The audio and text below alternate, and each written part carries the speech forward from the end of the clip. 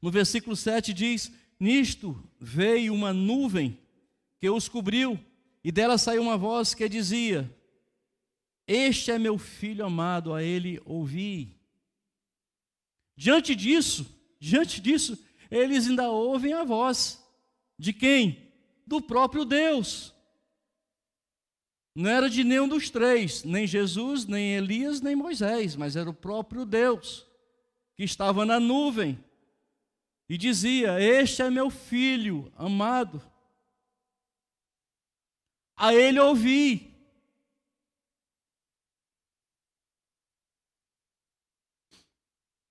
Nuvem.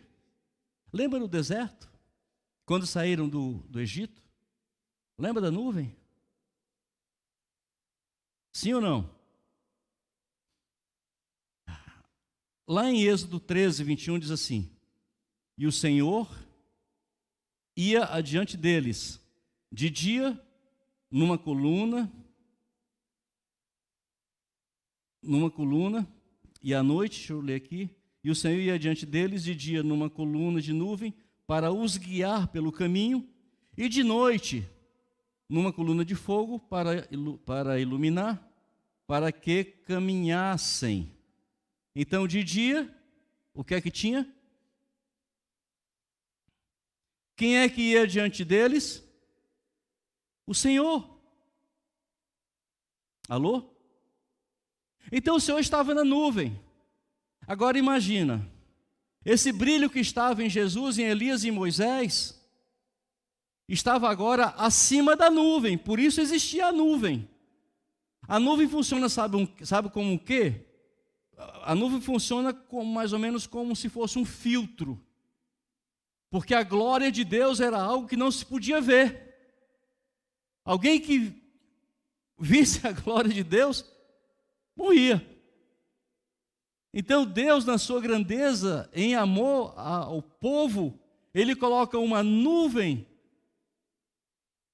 O povo sabendo que Ele estaria na nuvem, mas a glória dEle não era vista pelo povo. O povo via que Ele estava presente. O povo sentia, sabe o quê? No deserto, porque Deus estava lá. Aquele deserto de um calor escaldante, o povo sentia, sabe o quê? Brisa. Uma brisa, porque é isso que uma nuvem traz. Alô? Uma brisa. Você imagina para aquela multidão de gente o tamanho dessa nuvem. Então, queridos, essa nuvem não era outra coisa senão um filtro, porque era a mesma nuvem, porque a presença de Deus estava lá. A prova é que eles ouviram a voz dele dizendo: este é meu filho amado, a ele ouvi. Então os três estavam contemplando a glória plena: Jesus, Elias e Moisés. Mas lá embaixo, eles só contemplavam a distância, pela nuvem. Alô?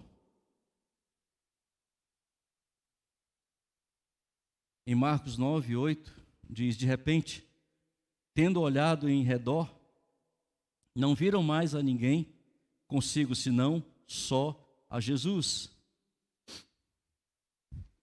É interessante que aqui a gente não ouve mais falar de que as suas vestes continuavam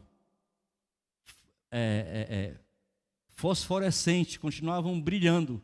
As suas vestes eram as mesmas que estavam antes dos dois saírem dali, que era Elias e Moisés.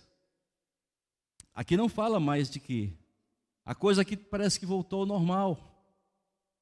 Voltou ao normal.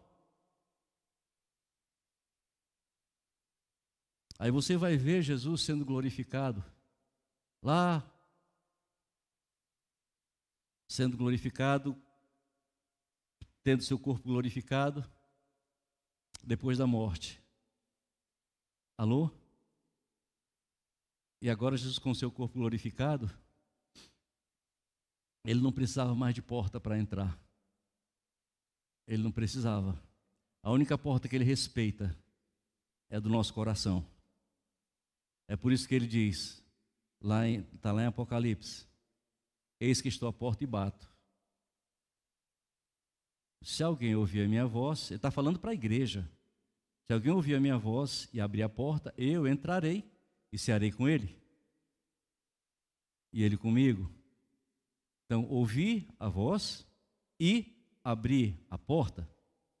Tem gente que não ouve, tem gente que ouve, mas não abre a porta, e tem gente que ouve e abre a porta. A esses, ele diz que cearei com ele e ele comigo. Amém? No versículo 9, quando ele desce, eu acho tão interessante isso aqui. Enquanto desciam do monte, ordenou-lhes que a ninguém contassem o que tinham visto, até que o Filho do Homem ressurgisse dentre os mortos. Agora você imagina o que é segurar um segredo desse?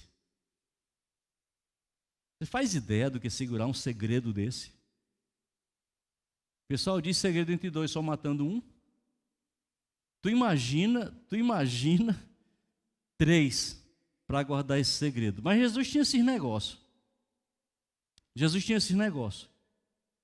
Ele chega em Betesda, cura aquele cara que está ali há 38 anos. Há 38 anos. Cura ele, diz, vai e não conta ninguém. Ele cura um cego. O cego passa a enxergar.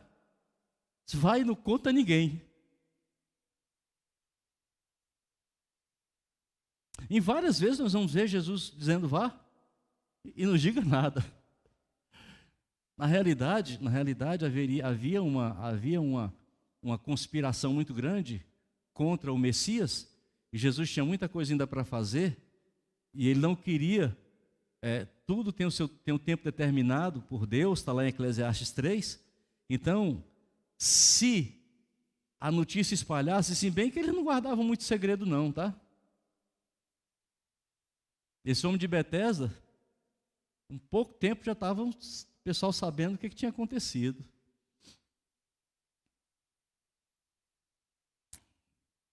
Por isso que eu falei, Jesus às vezes complica a coisa, né? Tu imagina o cara que era paralítico. O pessoal dava esmola para ele. E ele agora está no meio do povo andando. E que foi isso aí, rapaz? O que aconteceu? Não posso falar nada, é segredo. O cego enxergando, é segredo, não posso dizer nada. Sabe, queridos, nós precisamos entrar nessa dimensão do reino de Deus. Quando o texto diz, venha o teu reino, seja feita a tua vontade, assim na terra como no céu. É isso que Jesus está dizendo. Venha o teu reino, seja feita a tua vontade, como acontece no céu, que aconteça na terra. Lá no Monte da Transfiguração, como acontecia no céu, estava acontecendo ali no monte, inclusive suas vestes. É por isso que em Apocalipse diz que nós teremos vestes lavadas no sangue do Cordeiro e serão extremamente branqueadas. Aleluia! Não serão só brancas, elas irão fosforecer. Quando Deus fez o homem, Adão, sabe, eu não tenho dúvida disso, eu creio plenamente que Adão tinha essas vestes resplandecentes. A glória de Deus estava lá. Pastor, como é que você sabe que a glória de Deus estava lá? Sabe como é que estava a glória de Deus? Porque Deus, o texto diz que Deus ia conversar com ele na virada do dia. E ele não ficava cego com a glória de Deus. Por quê? Porque ele também estava cheio da glória. O que aconteceu quando ele pecou? Entrou a morte. Como entrou a morte, ele perdeu a glória, perdeu o brilho. E isso influenciou diretamente no contato que ele tinha antes com Deus. Agora não tinha mais. Não podia mais conversar com Deus na virada do dia. Por quê? Porque ele perdeu a glória.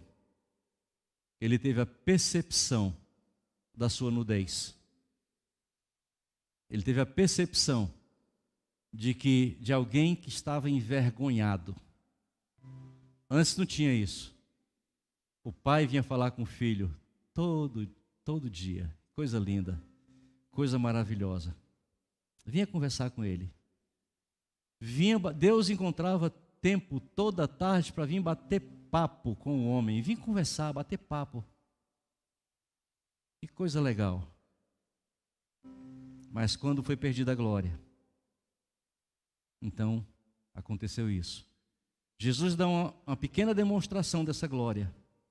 Lá, no Monte da Transfiguração. É uma pequena demonstração de como será. Algo tão gostoso que os evangelistas, Pedro, Tiago e João, não tiveram condições de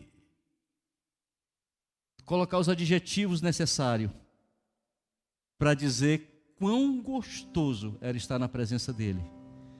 E sabe o que é lindo? É a convicção que temos de que é para lá que nós vamos. É para lá que nós vamos. É por isso, queridos, não vamos nos enganar. Ainda tem um pouco de tempo aí, e a palavra de Deus diz assim, é um dos textos mais duros que eu vejo, pastor Rinaldo.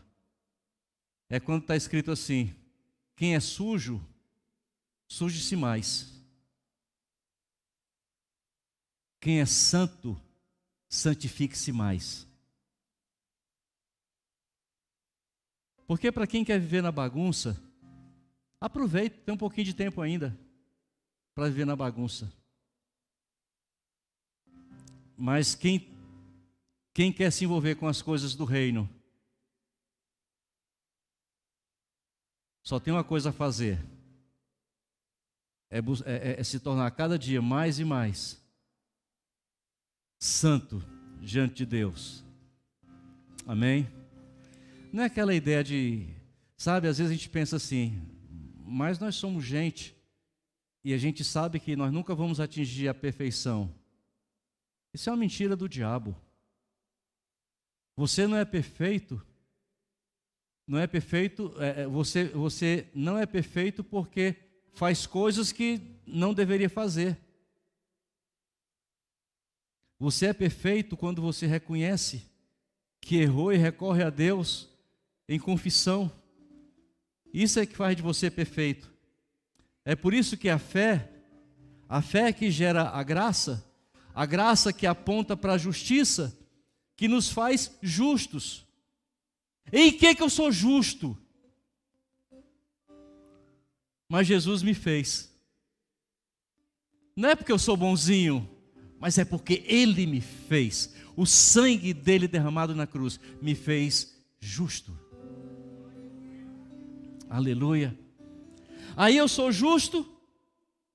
Essa justiça aponta para a fé aponta para a graça aponta para a justiça, que me faz justo, que aponta para a fé, que aponta para a graça, que aponta para a justiça, que me faz justo, e eu vou de fé em fé, sendo edificado por Deus, buscando santidade nele, crescendo de glória em glória.